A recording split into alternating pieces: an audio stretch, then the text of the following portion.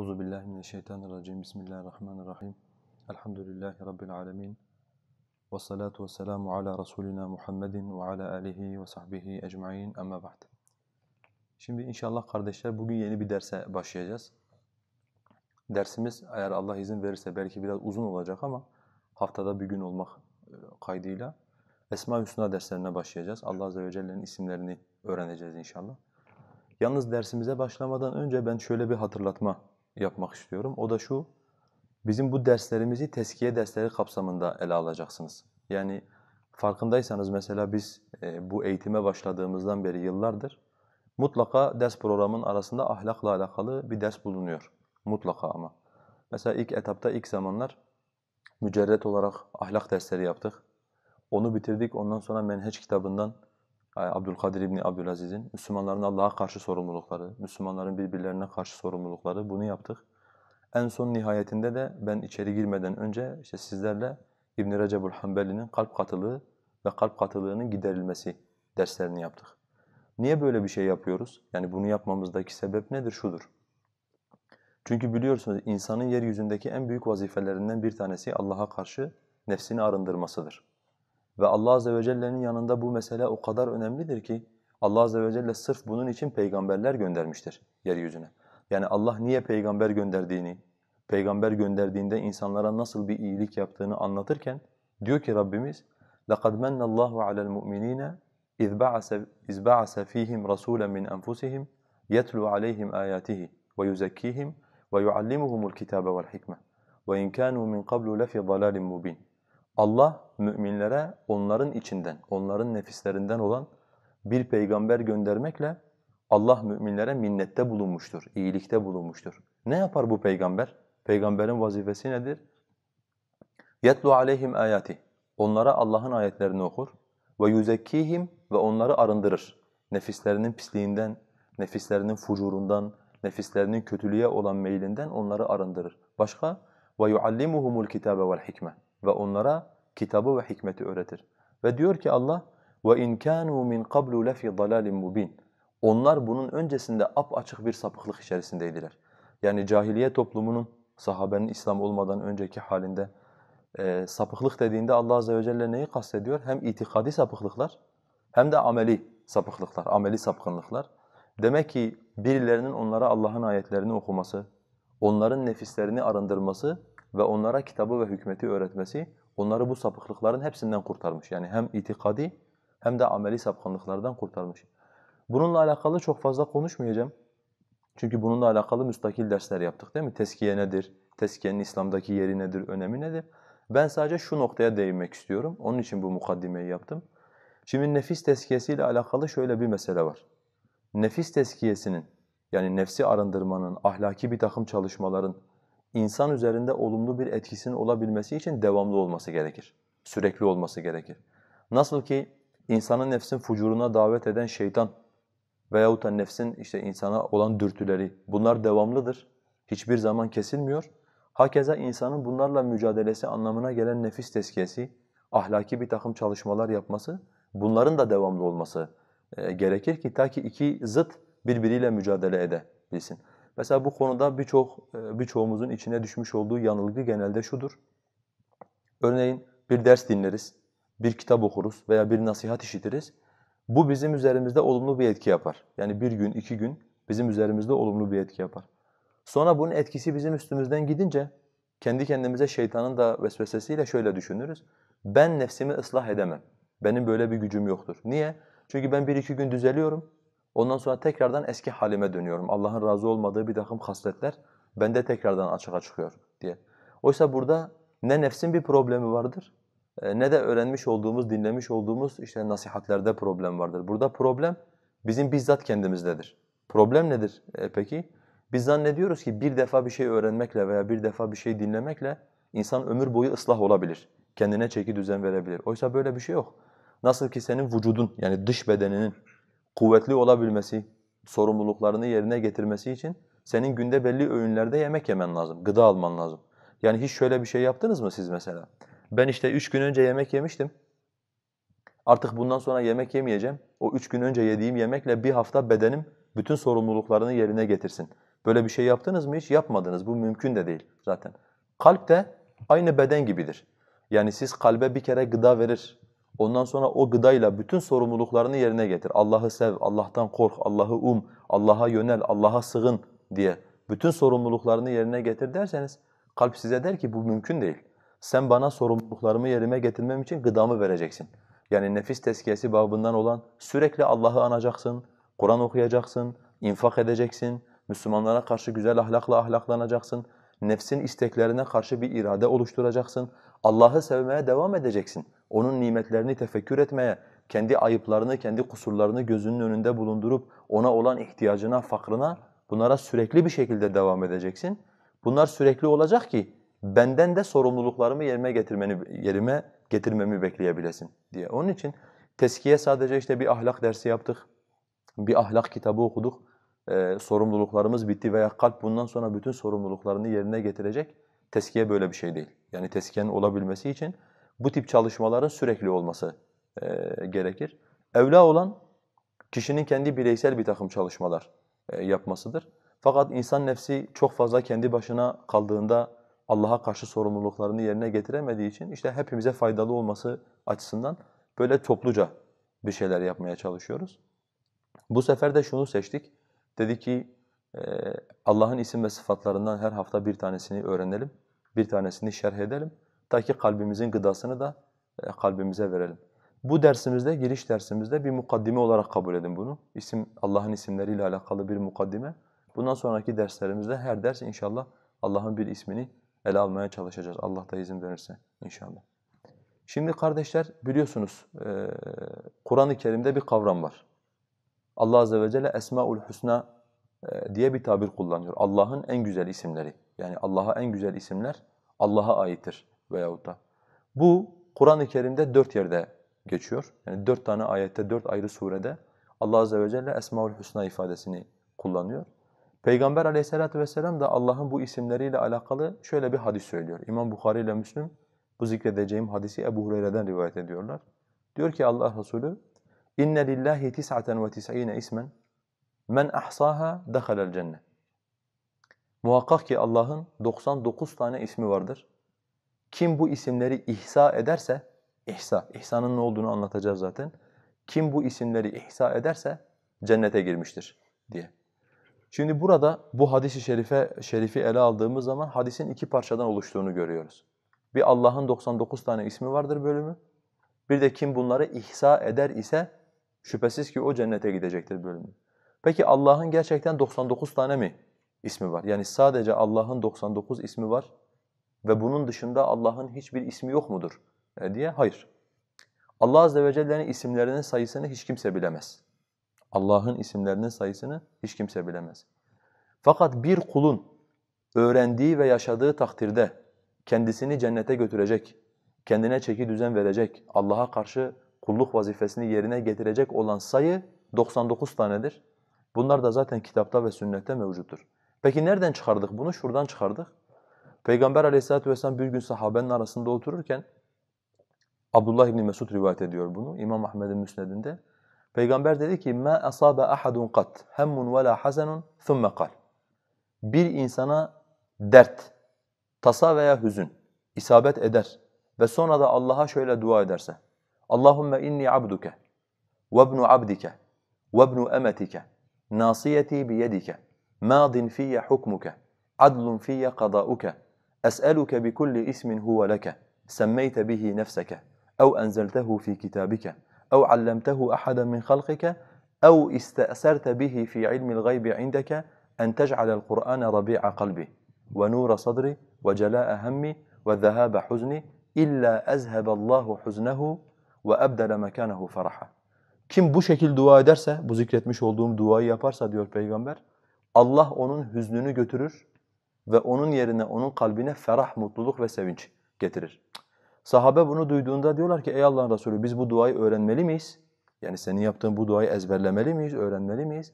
Aleyhissalatu vesselam diyor ki bilakis siz ve bu duayı duyan herkesin bu duayı öğrenmesi gerekir. Dua ne? Duada şunu söylüyoruz. Allah'ım ben senin kulunum. Senin kulunun çocuğuyum. Senin cariyenin çocuğuyum. benim perçemim senin elindedir.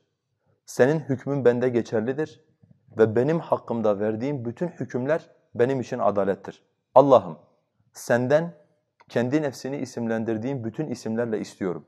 O isimler ki ya onları kitabında indirmişsindir, ya onları yarattıklarından birine öğretmişsindir ya da gayb ilminde kendi katında saklamışsındır. Yani hiç kimseye öğretmediğin, sadece kendi katında kendine tercih etmiş olduğun isimlerinle senden istiyorum.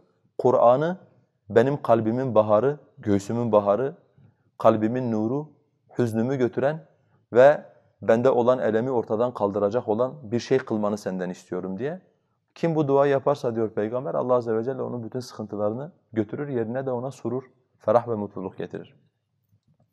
Bu zikretmiş olduğum hadisten biz neyi anlıyoruz? Allah'ın isimleri türlü türlü. Bazısı vardır, kendini onunla isimlendirmiştir, kulları bunu bilir. İşte 99 taneden kastettiğimiz budur.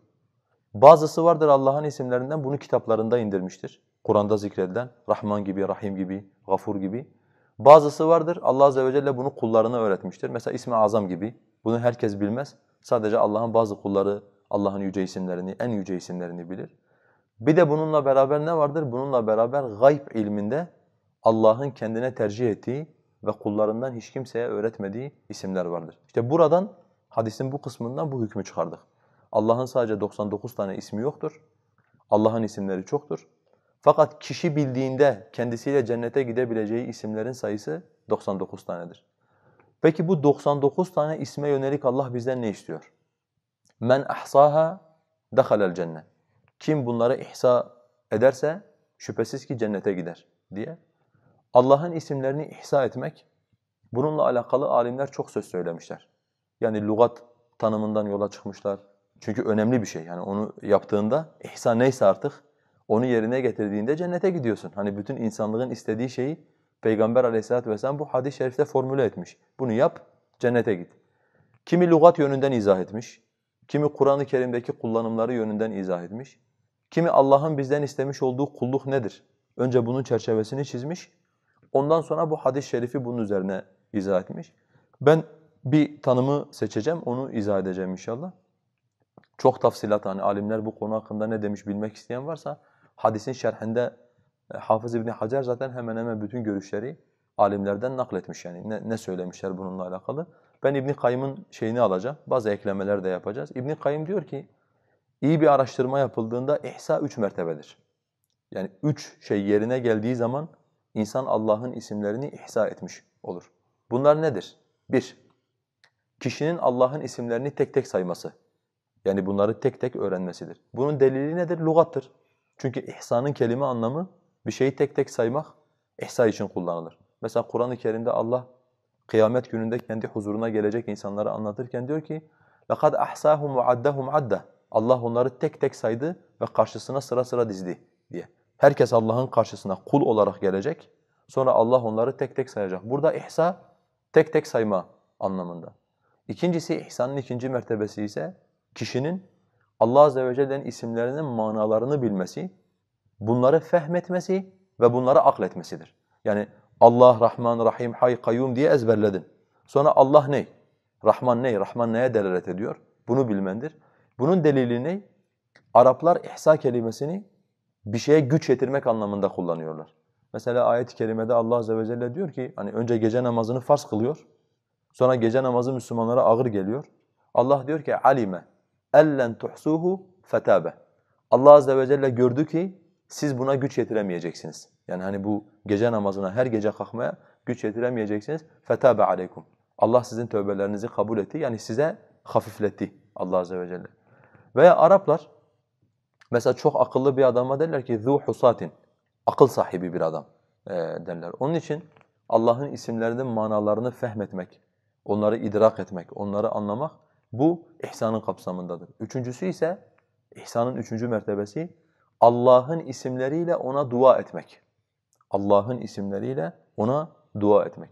Allah Azze ve Celle Araf suresinde diyor ki وَلِلَّهِ الْأَسْمَاءُ الْحُسْنَى فَادْعُوهُ بِهَا. Güzel isimler Allah'ındır. Onlar ile Allah'a dua ediniz. Dua iki kısma ayrılır. Yani ihsanın üçüncü mertebesi olan Allah'a güzel isimleriyle dua etmek, bu da iki kısma ayrılır. Birinci kısmı nedir?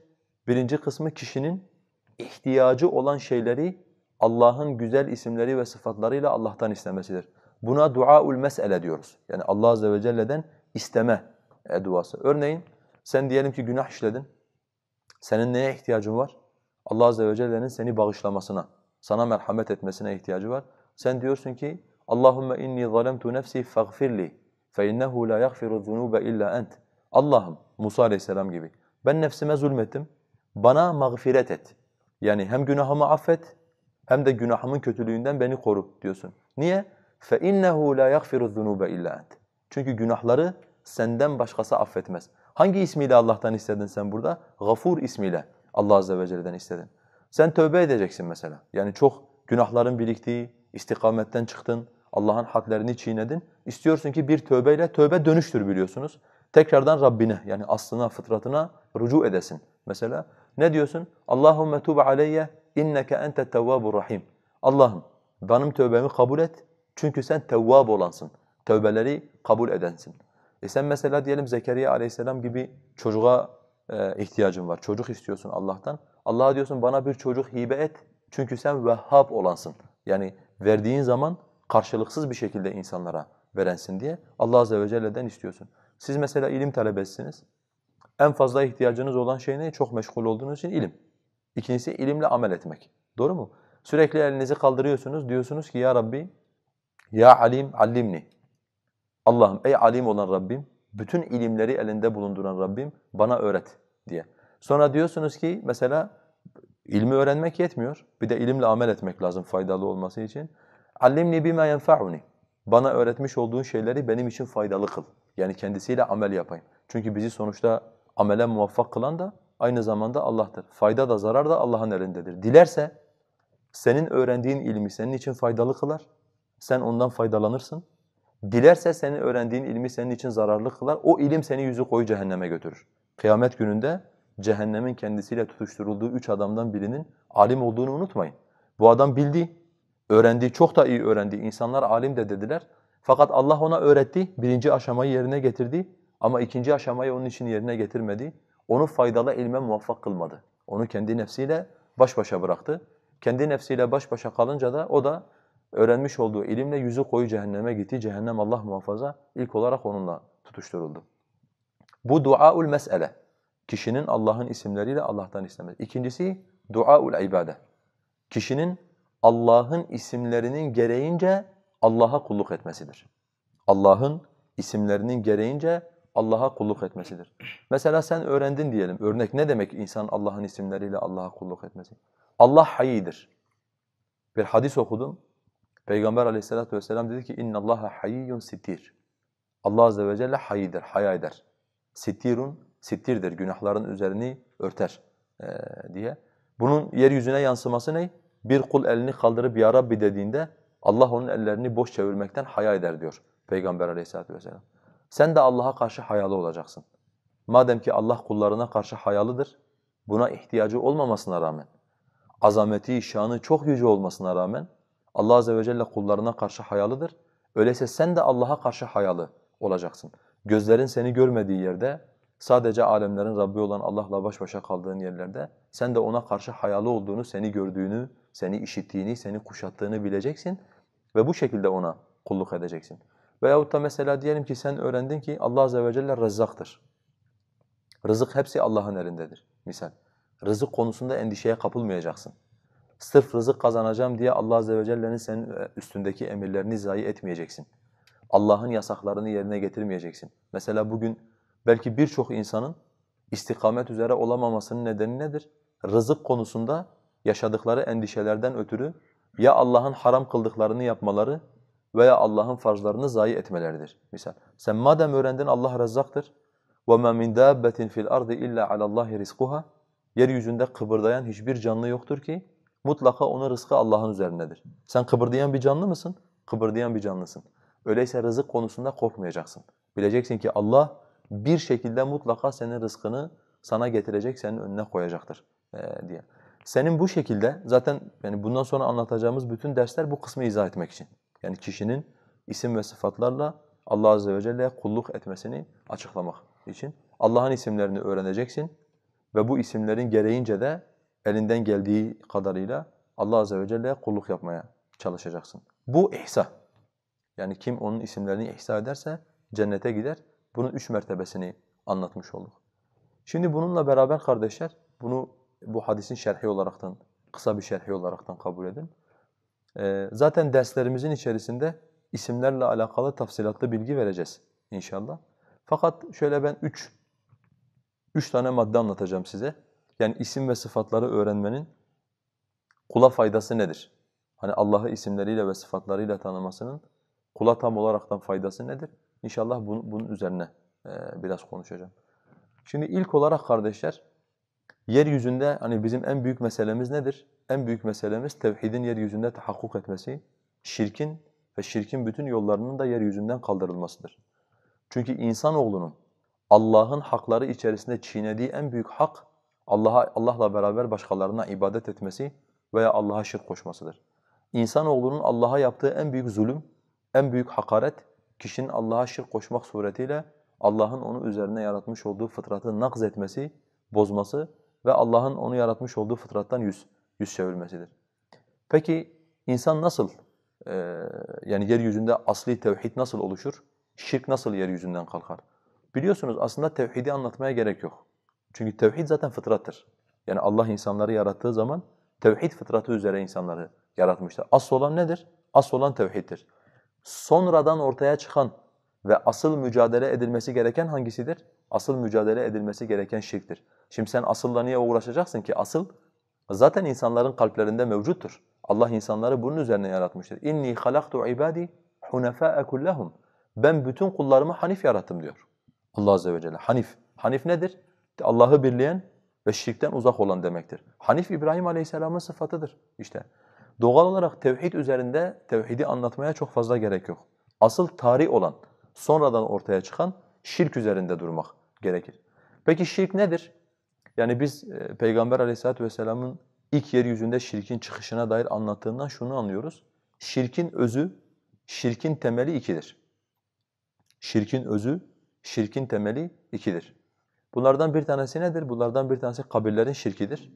Bunlardan bir tanesi de sarayların şirkidir. Yani insanların hakimiyeti Allah'tan başkasına vermesi veya fayda, zarar, dua, adak veya bir benzeri beklentilerini Allah'tan başkalarından beklemeleridir. Aleyhissalatu vesselam bir hadis-i şerifte diyor ki, tabi kutsi bir hadiste Allah adına söylüyor. Biraz önce söylediğim hadis. İmam Müslim rivayet ediyor. Diyor ki, İnni halaktu ibadi hunafa'a kullahum. Ben bütün kullarımı hanif olarak yarattım. Yani şirk yok onlardan. ثُمَّ أَتَتْهُمُ الشَّيَاطِينُ فَاجْتَالَتْهُمْ عَنْ دِينِهِمْ. Şeytanlar onlara geldi ve onları dinlerinden çekip aldılar. Dinlerini onlara ifsad ettiler. Peki ne yaptılar şeytanlar insanlara? Yani ne oldu da insanlar o Allah'ın onları yarattığı hanif fıtrattan uzaklaştı? İki şey zikrediyor Peygamber. وَحَرَّمَتْ عَلَيْهِمْ مَا أَحْلَلْتُ لَهُمْ. Onlara helal kıldıklarımı onlara haram kıldılar. وَأَمَرُوهُمْ أَنْ يُشْرِكُوا بِي مَا لَمْ أُنَزِّلْ بِهِ سُلْطَانًا. Ve benim hakkında hiçbir delil indirmediğim konularda bana şirk koşmalarını onlara emrettiler. Demek ki şeytanın insanın fıtratını bozduğu şirk yeryüzünde iki şekilde vakı oluyor. Bir, Allah'ın helal kıldıklarını haram kılmak. Yani teşri dediğimiz, hakimiyet şirki demiş olduğumuz şirk.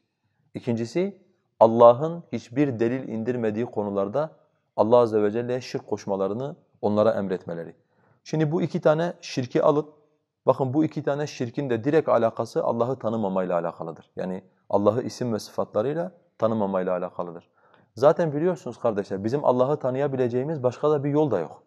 Yani mesela bugün biz desek ki Rabbimizi tanıyalım. Hani bir insan ne kadar Rabbini tanırsa o kadar ona güzel kulluk eder dedik diyelim. Hadi Allah'ı tanıyalım. Allah'ı gözle göremeyiz. Yanına gidemeyiz, Allah'a ulaşamayız.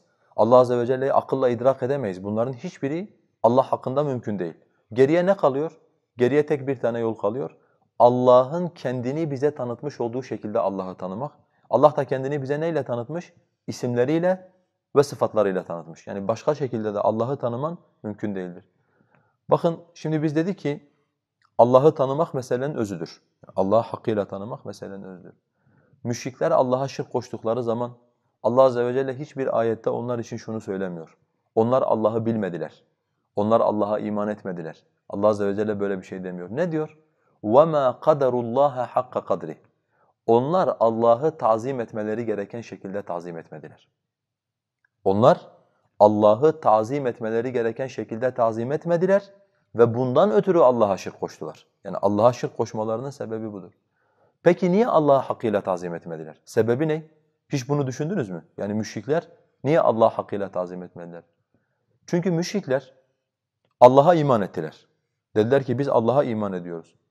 İnsan iman ettiği varlığı tanımak ister. Doğru mu? Yani siz hayatınızda mesela herhangi bir şey hayatınıza girdiği anda ne olursa olsun onu tanımak, ona dair bilgi edinmek istiyorsunuz. Bir kitap bile alsanız önce açıyorsunuz, kitabın sayfalarını çeviriyorsunuz, kitaba dair bilgi ediniyorsunuz. Doğru mu? Sen diyorsun ki ben alemlerin Rabbi olan Allah'a iman ettim, onu tanımak istersin. Senin önünde iki yol var. Ya Allah'ın kendini sana tanıttığı şekilde Allah'ı tanıyacaksın. Bunu yapmasan ne yapacaksın? Kendi aklınla Allah'ı tanıyacaksın. İnsanoğlu meseleleri nasıl öğrenir? Önceki bildiği bir şeye kıyas eder, sonradan öğrendiğini de bu şekilde öğrenir. Müşrikler Allah'ı Allah'ın tanıttığı şekilde tanımayınca kendi akıllarıyla Allah'ı tanımaya başladılar. Allah'a neye kıyas ettiler? Allah'ı yeryüzündeki yöneticilere kıyas ettiler. Dediler ki nasıl ki sen bir kralın yanına gitmek istediğinde direkt onun yanına gidemiyorsun. Onun azameti var, büyüklüğü var. Önce gidiyorsun onun yanında bulunan bir kapıcıya, bir vezire, bir aracıya meramını anlatıyorsun. Meramını vezir götürüp Allah'a ulaştırıyor. Eğer Allah kabul ederse, eğer Allah razı olursa, yönetici razı olursa ondan sonra gidip o yöneticiyle görüşüyorsun diye dediler. Bu şekilde Allah'a aracılar kıldılar. Biz de dediler Allah'a ulaşabilmemiz için Allah'ın yanında değer sahibi olan salihleri Allah'a kendi aracımız yapmamız lazım dediler. Ve Allah azze ve celle bunun üzerine dedi ki وَمَا قَدَرُ اللّٰهَ حَقَّ قَدْرِ. Şimdi bu bizim için de geçerli olan bir şey. Yani Allah'ı mutlaka tanımak zorundayız çünkü onunla muamele ediyoruz. Hayatın hepsi Allah'la muameledir baştan sona. Sen Allah'la yaptığın bu muamelede eğer Allah'ın kendini tanıttığı şekilde Allah'ı tanımazsan kendi kafandan. Yani artık senin aklın ne kadarını kesebiliyorsa Allah azze ve celle ancak o kadar tanıyacaksın. Bir şeylere kıyas edeceksin. Ortaya ya şirk çıkacak, ya bid'at çıkacak, ya masiyet çıkacak. Bizden önceki toplumlarda olduğu gibi. İkincisi ise şeylerin şirkidir. Sarayların şirkidir. Bizim asrımızda biliyorsunuz bu artık zirve noktasına ulaşmıştır. Yani demokrasiyle beraber önceden hakimiyet dediğimizde Allah'a bir kişi uluhiyet iddiasında bulunuyordu. Şu anda seçmen sayısınca uluhiyet iddiasında bulunan insan var. Yani her seçmen kendisini Allah'la, Allah'ın hakimiyetinde çekişme hakkını kendinde buluyor. Ben de oy vererek, ben de istediğime kanun yapma yetkisini vererek, istediğimi seçerek ben de ilahım, ben de Rabbim demiş oluyor. Yani bu şirkin bu kadar yaygınlaştığı, insanların ta böyle hücrelerine kadar, en ince kılcal damarlarına kadar toplumun sirayet etmiş olduğu başka bir dönem kesinlikle olmamış. Bu şirkin sebebi ne? Bu şirkin sebebi şu, Mekkeli müşrikler veyahut da onlardan önceki müşrikler bir Allah'a inanıyorlar ama o Allah'ın sadece semada olduğuna inanıyorlar. Onun yeryüzüne tecelli eden isimleri olduğuna inanmadıkları için Allah yeryüzüne müdahale etmiyor. Allah yeryüzüne müdahale etmeyince de yeryüzü kanunsuz olur mu? Yeryüzü hükümsüz olur mu? Mümkün değil. Yani iki kişi bile bir arada yaşadığımızda belli kurallar olmadığı zaman sorun çıkıyor. Koca bir kainat da kuralsız olmaz. Bazı kuralların olması lazım bu kainatta. Kendi yanlarından, kendi örflerinden bu sefer kanunlar koymaya başladılar. Bizimle müşrikleri birbirimizden ayıran en önemli özellik nedir? Biz Allah'ın hayatın her alanına müdahil olduğuna inanıyoruz. O kadar müdahildir ki bizim Rabbimiz hayata وَنَحْنُ أَقْرَبُ إِلَيْكُمْ مِنْ حَبْلِ الْوَرِيدِ. Biz size şah damarınızdan daha yakınız diyor Allah azze ve celle. Yani senin şah damarından daha yakındır. Senden, senin hayatına daha fazla müdahildir alemlerin Rabbi olan Allah. Peki neyle müdahildir? Mesela وَنَحْنُ أَقْرَبُ إِلَيْكُمْ مِنْ حَبْلِ الْوَرِيدِ. Biz size şah damarınızdan daha yakınız dediğinde El-Karib ismiyle Allah senin hayatına müdahildir. Gene bak nereyle müdahale etti sana? Bir ismiyle müdahale etmiş oldu. Yani Allah'ın yeryüzündeki her şeye müdahale etmesi, Allah'ın yeryüzündeki her şeyin içinde bulunması, emriyle, nehiyle, gözetmesiyle, görmesiyle içinde bulunması, bu neyle olur? Bu Allah azze ve celle'nin güzel isimleri ve sıfatlarıyla olur. Onun için yeryüzünde aslında tevhidin tahakkuk etmesini istiyorsak, belki de insanlara önce Allah'ı doğru tanıtmamız lazım. Yani Allah'ı isimleriyle, Allah'ı sıfatlarıyla insanlara tanıtmamız lazım. Bu şekil olduğu zaman belki de bizim tevhid davetimize en büyük yardımı o şekilde yapacağız. Ama daha önemli olanı bize olan faydasıdır. Yani çünkü bizden öncekiler nasıl ki Allah'ı hiç tanımadılar isimlerini ve sıfatlarını, Allah'a şirk koştular. Biz ise diyelim mesela Allah Azze ve Celle'nin bir kısmını tanır, bir kısım sıfatlarını veya bir kısım isimlerini bilmezsek bizim de hayatımızda küçük, büyük, irili ufaklı mutlaka bir şekilde şirk bulaşacaktır.